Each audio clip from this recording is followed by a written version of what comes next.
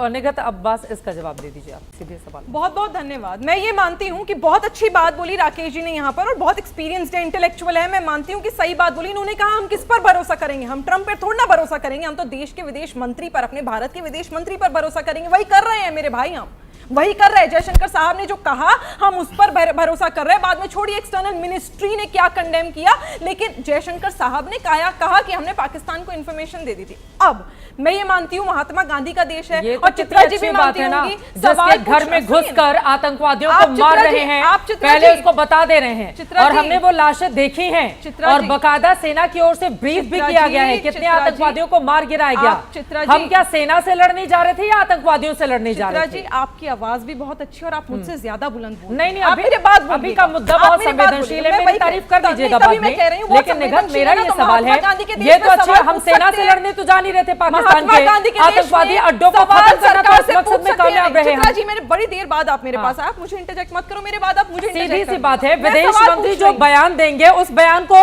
अब पाकिस्तान हाथों हाथ ले लेगा। आप उसके खिलाफ अगर इस तरह से दिया गया, वहां पर आंखें मारी गई हैं, वहां पर आंखें मारी गई हैं कि जयशंकर साहब ने उन्हें आंख मार दी थी। खैर मेरा ये मानना है महात्मा गांधी का देश है, यहाँ सवाल पूछना देशभक्ति होता है, देश विरोधी बातें यहाँ पर हम नहीं करने आए हैं। खैर अब आप मुझे बताइए, आप ही के नेता ने हाउडी मोदी अब की बार ट्रंप सरकार किया था। नहीं जाते ट्रंप के कितने अलग अलग बयान हमने देख लिए हैं। ठीक है, वो अमेरिका, हमें अमेरिका से युद्ध लड़ना है क्या?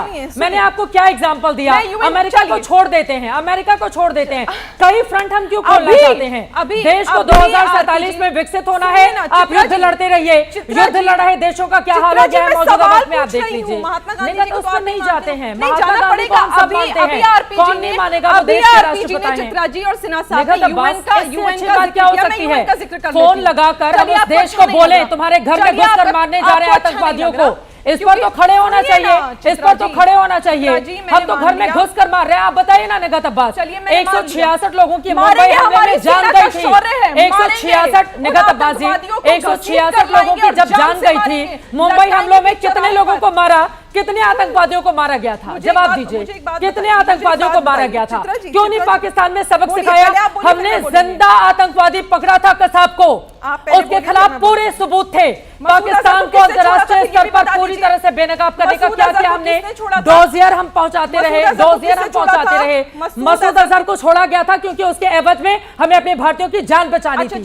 अजमल नहीं, अब अच्छा चलिए नहीं, 166 लोगों की जब जान गई थी, आप बोलने नहीं दोगे तो कैसे चलेगा? मैं आपसे पूछती हूँ, 1971 की लड़ाई, 1965 की लड़ाई, बिल्कुल करूंगी मैं, बिल्कुल करूंगी मैं। मेरा कोई बात नहीं, आप मेरी बात आने दो ना, 5 सेकंड बोलती हूँ, आप आ जाते हो। चलिए, आपको ट्रंप का नाम अच्छा नहीं लग रहा, आप मानते हो? अरे मुझे तो बहुत अच्छा लगता है, लेकिन ट्रंप अभी सब्जेक्ट नहीं है मेरा। ठीक है, सब्जेक्ट देश तो है, देश के बारे में बात है। अब आरपीजी ने यूएन का नाम लिया और सिन्हा साहब ने यूएन का नाम लिया। चलो यूएन पर बात करते हैं। आपको याद होगा, आप तो बड़ी वरिष्ठ पत्रकार हैं, कि ट्रंप ने व्हाइट हाउस में मीटिंग करी थी इमरान खान, जो उस समय प्रधानमंत्री हुआ करते थे पाकिस्तान के, और उन्होंने बैठकर ये बात सार्वजनिक करी उनसे कि हफ्ते भर पहले मैं मोदी जी से मिला था और उन्होंने मेरे को कहा है कि कश्मीर पर मध्यस्थता करिए। अब 2019 में उन्होंने ये बयान दिया। अरे अभी देश को मिलाने का बयान है कि हमें किसी की मध्यस्थता नहीं चाहिए। अभी का ये बयान है, अभी का ये बयान है, अभी का ये बयान है, अभी का ये बयान है। हम इधर उधर चले जा रहे हैं, इधर उधर चले जा रहे हैं। हम अभी के बयान पर विश्वास करें ना, अभी का क्या बयान है? फिर तो संयुक्त राष्ट्र में कश्मीर का मामला कौन लेकर गया था, वहां तक जाना पड़ेगा।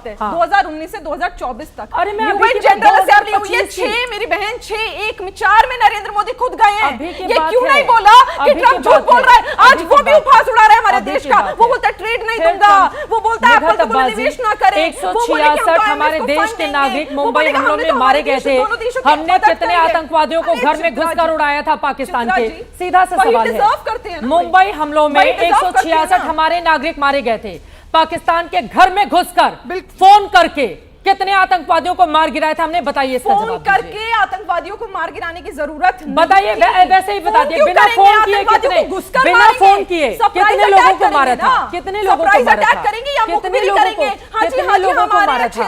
निगहत अब्बास जी, कितने लोगों को मारा था? कितने लोगों को मारा था? अगर आपने बदला लिया होता तो आपके पास ये हक था।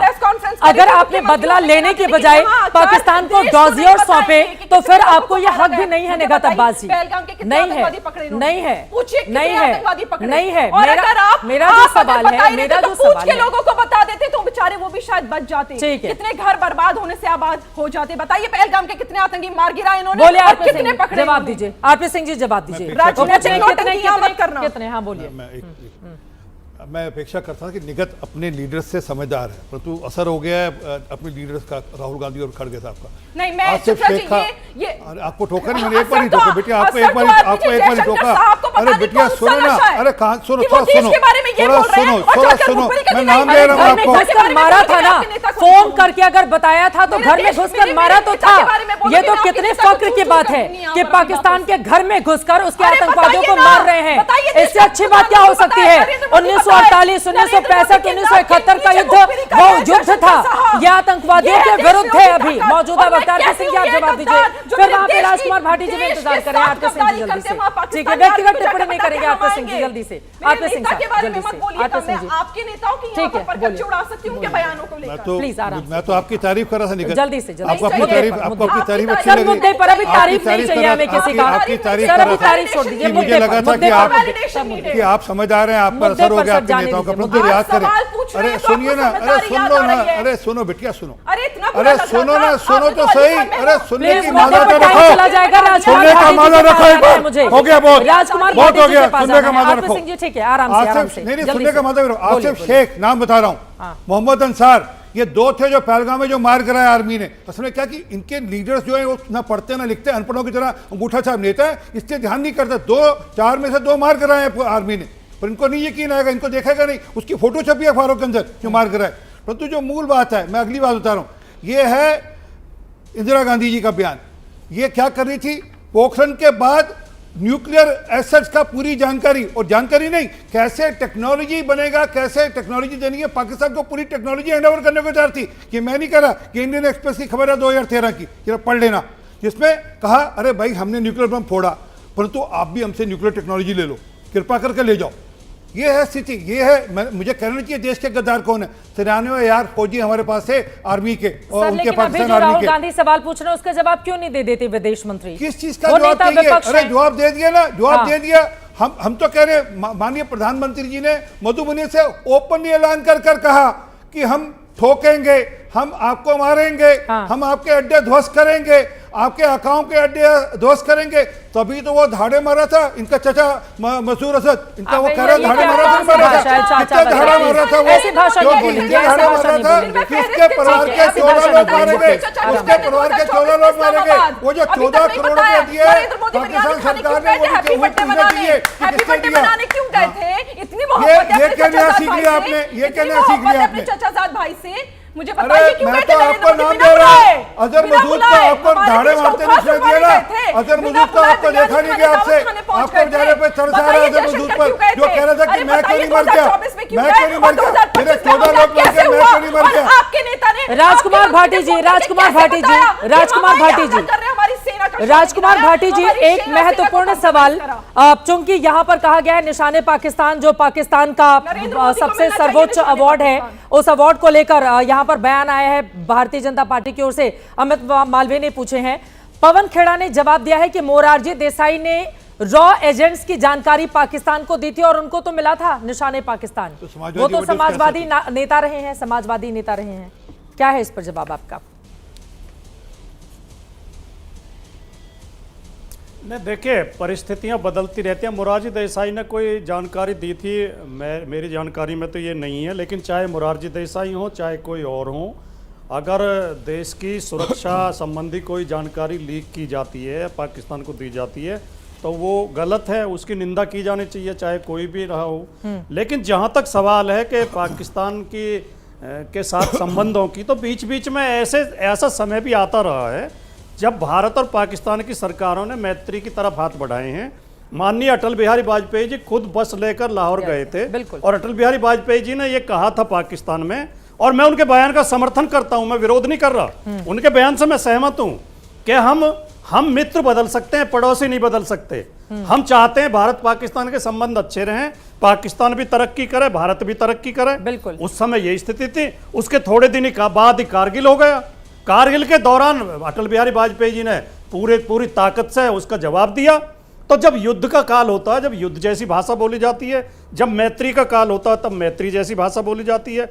आडवाणी जी जिन्ना की मजार पे भी गए थे, वहां भी फूल चढ़ा के आए थे। तो ये तो परिस्थितियां समय समय पर बदलती रहती हैं। लेकिन मैं एक बात कहना चाहता था चित्रा जी, राकेश जी ने एक बात कही थी, उसका समर्थन करते हुए कि सऊदी अरब के अमीर ने ये नहीं पूछा मोदी जी से कि आपके मंत्रिमंडल में कितने मुसलमान मंत्री हैं।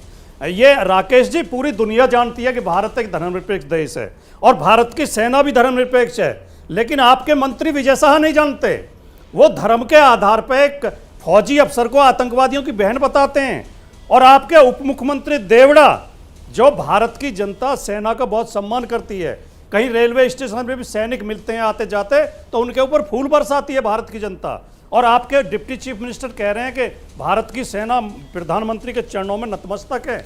आपके इन लोगों को भी समझाइए आप, इस तरह के बयान सेना का अपमान करने वाले बयान है, और सेना का अपमान करना देश का अपमान करना। सर, न धर्म में बांटना चाहिए और रामगोपाल यादव जी को न जाति में बांटना चाहिए। फिलहाल ये बीटिंग द रिट्रीट की तस्वीरें सामने आ रही हैं। ये वाघा बॉर्डर की तस्वीरें आपको दिखा रहे हैं। अब देखिए किस तरह से लोग जश्न मनाते हुए, झूमते गाते हुए नजर आ रहे हैं। पाकिस्तान को जो कड़ा और बड़ा सबक हिंदुस्तान की हमारी फौज ने सिखाया है, उसके बाद यहाँ पर जोश पूरी तरह से हाई है।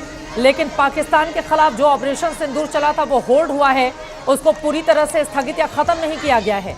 आपको बताते चले, जब जब इस तरह की काराना करतूत पाकिस्तान की ओर से की जाएगी, तब तक उसको मुंहतोड़ जवाब भी दिया जाएगा, और यह हिंदुस्तान का स्टैंड है। लेकिन निखत, जल्दी से एक बात आपसे पूछते हुए, मतलब आप ये ट्वीट तो कर दिया जाता है पवन खेड़ा जी की ओर से कि मोरारजी देसाई रॉ के एजेंट थे, पाकिस्तान को जानकारी दी थी और उनको निशाने पाकिस्तान भी मिला था, पहला निशाने पाकिस्तान उन्हीं को मिला था। लेकिन उसी कांग्रेस की सरकार ने 1991 में उनको भारत रत्न अवार्ड भी दिया था। तो मतलब चित भी मेरी पट भी मेरी, ये दोनों चाल चरित्र कैसे चलेगा? उत्तर दे देना, उत्तर दे देना, पहले एक चीज और जोड़ने दो।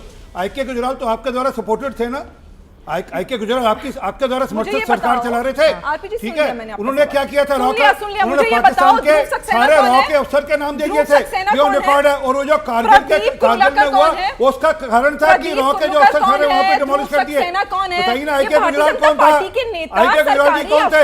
कांग्रेस के द्वारा समर्थक सरकार चला रहे थे, आईके गुजराल जी चला रहे थे। और उन्होंने क्या किया था रॉ के अफसरों के साथ? जानकारी लेने की थी आपको भी। मुझे लगता था कि आप ठीक रहेंगी, आप मुझे ये कांग्रेस बता में दीजिए, जाकर आप पर असर हो गया अपने नेताओं का। राजनीति करना, मुझे लगता है आप इतने वरिष्ठ हैं आरपी भाई, आपको नहीं शोभा ही नहीं देती। आप तो अरे शोभा की बात कर रही हो, आपको शोभा देते हैं, आप मुझे बताइए कि मैंने सवाल पूछा था, निशाने पाकिस्तान मोरारजी देसाई को फिर वो रॉ के एजेंट्स की जानकारी पाकिस्तान को दी और उन्हीं को फिर भारत रत्न कांग्रेस की सरकार ने दिया। तो ये दो चरित्र तो सामने नहीं आ सकता है ना 1991 का लेकर। ठीक है, अब आगे किसको मिलेगा इस पर रहेगी हमारी नजर। लेकिन पाकिस्तान दुश्मन देश है और उस तरह की भाषा बोलने से इस देश के किसी भी नेता को परहेज करना चाहिए, चाहे वो सत्ता पक्ष में बैठा हो या फिर विपक्ष में बैठा हो। इस सब के बीच ऑपरेशन सिंदूर को लेकर विदेश मंत्री एस जयशंकर के बयान का हवाला देकर राजनीति दुर्भाग्यपूर्ण है। खास बात यह है कि जयशंकर को लेकर सिर्फ राजनीति ही नहीं हो रही, बल्कि उन पर व्यक्तिगत निशाना भी साधा जा रहा है, उन्हें मुखबिर बताया जा रहा है, उनकी गिरफ्तारी की मांग की जा रही है और यहां तक कि जयचंद से उनकी तुलना की जा रही है। एस जयशंकर राजनीति में बहुत बाद में आए, उसके पहले वो एक डिप्लोमेट के तौर पर शानदार कार्यकाल बिता चुके हैं। भारतीय विदेश सेवा के अधिकारी रहते हुए वो चीन और अमेरिका में भारत के राजदूत रह चुके हैं। 2015 से 2018 तक वो भारत के विदेश सचिव भी रह चुके हैं। उनके पिता के सुब्रमण्यम का भी शानदार रिकॉर्ड रहा है। भारत की परमाणु नीति में उनकी बड़ी भूमिका थी। जिनका इस तरह का रिकॉर्ड रहा हो, उनके बारे में इस तरह के सवाल उठाना और गद्दार कहना राजनीति का निम्नतम स्तर है। सेना और विदेश मंत्रालय पहले ही कह चुका है कि फाइटर जेट्स को लेकर सवाल का जवाब देने का यह अभी सही समय नहीं है। ऐसे में हमें इसको लेकर राजनीति नहीं करनी चाहिए। और अंत में इतना ही कहना चाहूंगी कि ऑपरेशन सिंदूर के दौरान देश ने जो राजनीतिक एकजुटता दिखाई थी, लेकिन ऑपरेशन सिंदूर अभी खत्म नहीं हुआ है। ऐसे में इस तरह की छिछली राजनीति ठीक नहीं है। राहुल गांधी हो या एस जयशंकर, किसी को भी गद्दार कहना शोभा नहीं देता। इन सबसे हमारा दुश्मन सबसे ज्यादा खुश होगा, उसको ताकत मिलेगी और वो हमारे देश के भीतर चल रहे बयानों का पूरा फायदा लेने की भी कोशिश करेगा। दुश्मन पाकिस्तान है, हमें पाकिस्तान से लड़ना है, आपस में पाकिस्तान के नाम पर नहीं लड़ना है।